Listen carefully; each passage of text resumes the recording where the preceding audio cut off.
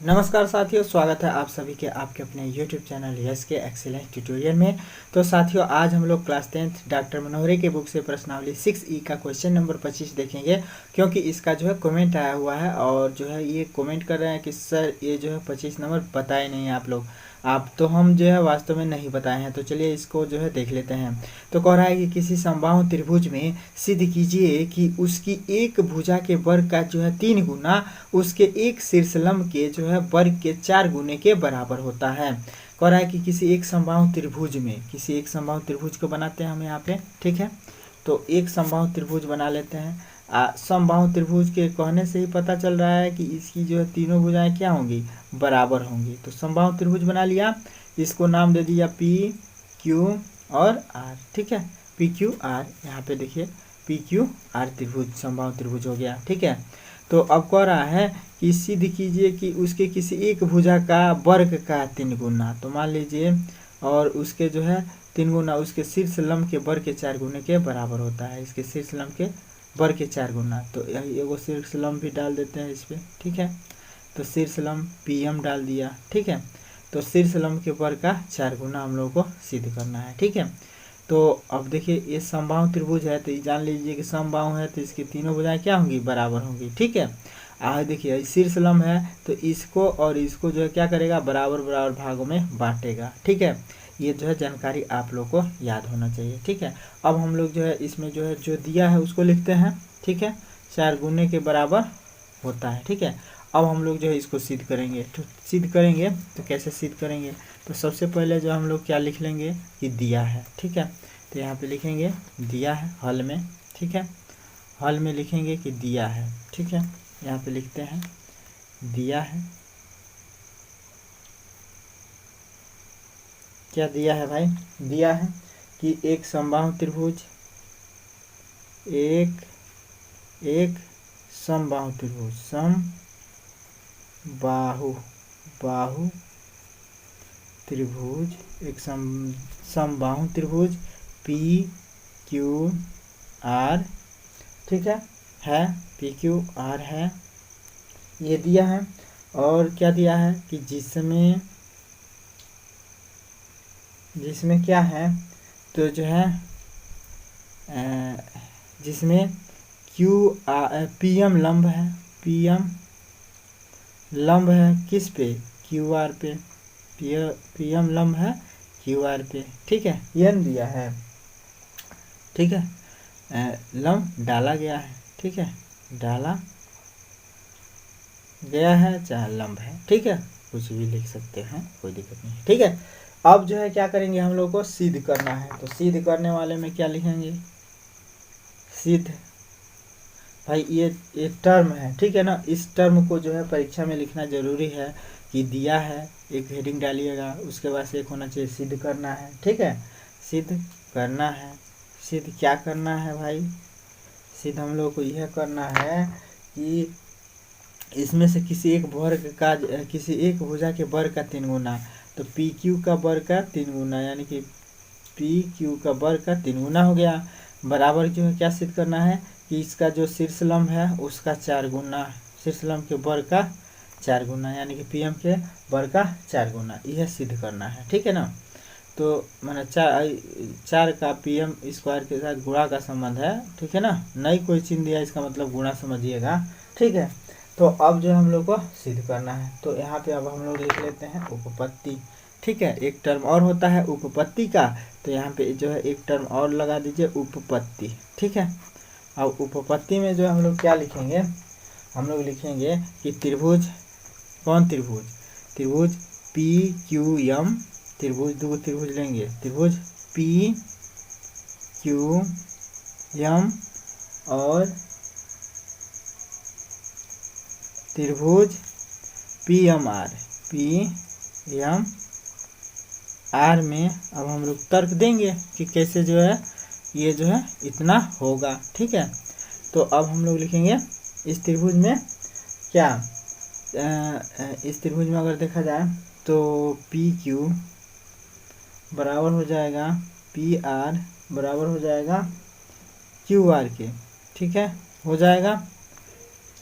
इस त्रिभुज में देखा जाए तो आई भुजा इस भुजा के बराबर होगा, आई टोटल भुजा जो है क्या हो जाएगा, ये भी जो है क्यू आर भाई इसी त्रिभुज में बना है ना, तो क्यू आर भी जो है क्या होगा, बराबर हो जाएगा।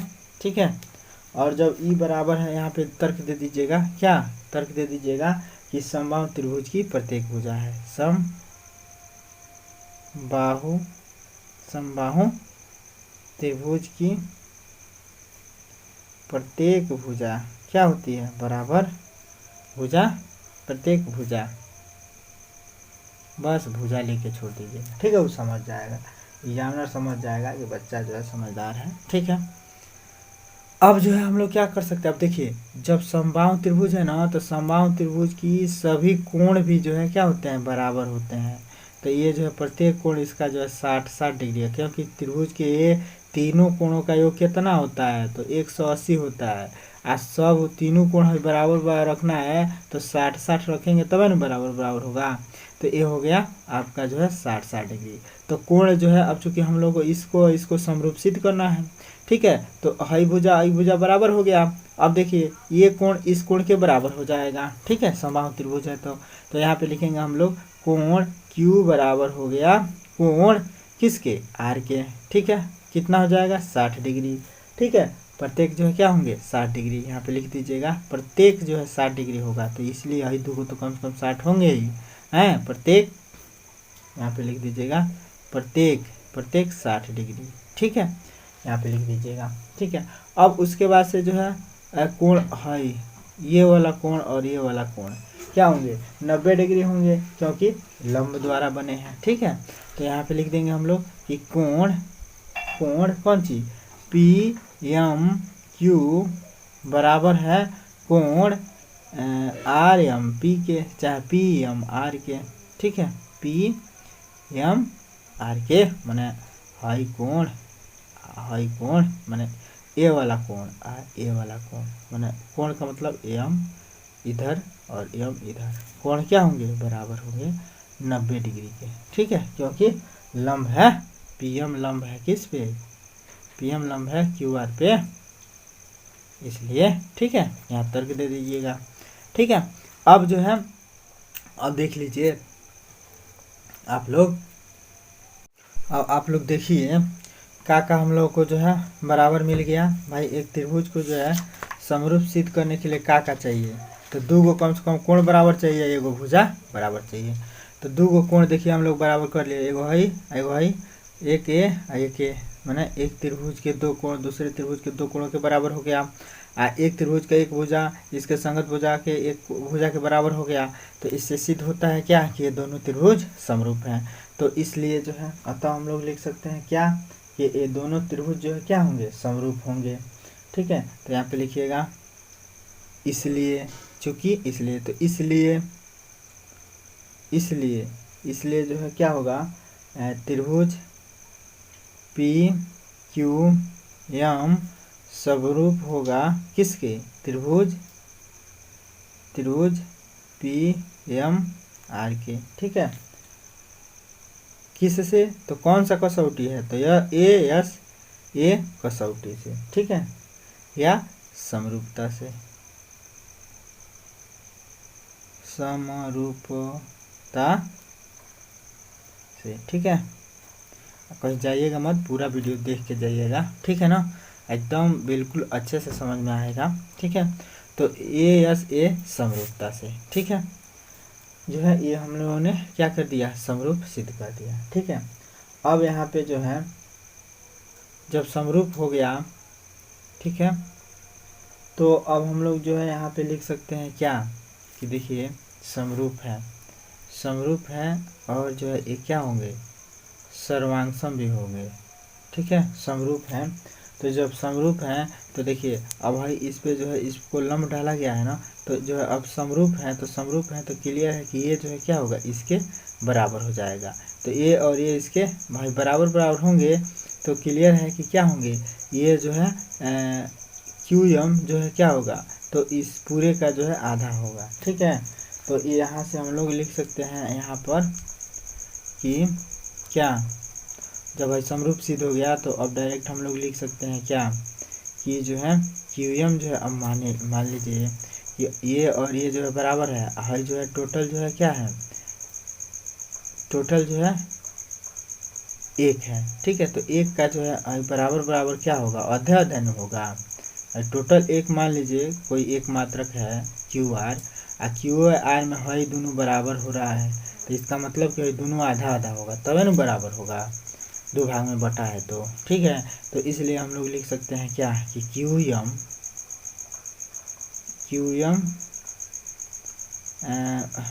एम बराबर क्या लिख देंगे, क्यू एम बराबर हो जाएगा 1/2 क्यू आर के। होगा नहीं, होगा ना। क्यू एम ही नहीं, एम आर भी तो 1/2 होगा क्यू आर के। तो यहाँ पे लिख दीजिएगा एम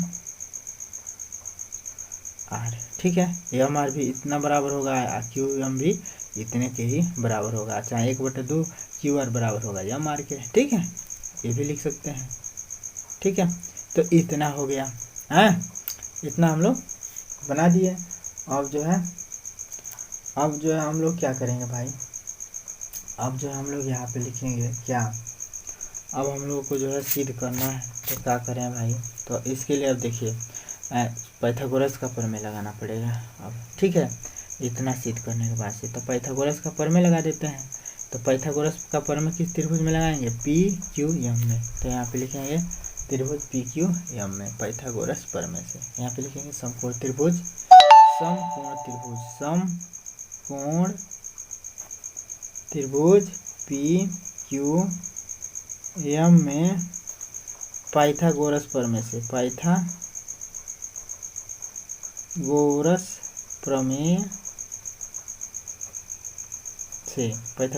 प्रमेय से हम लोग लिखेंगे क्या कि पाइथागोरस प्रमेय से। अब यहाँ पे देखिए जब इसमें पाइथागोरस का प्रमेय लगाएंगे तो देखिए ये 90 डिग्री का है।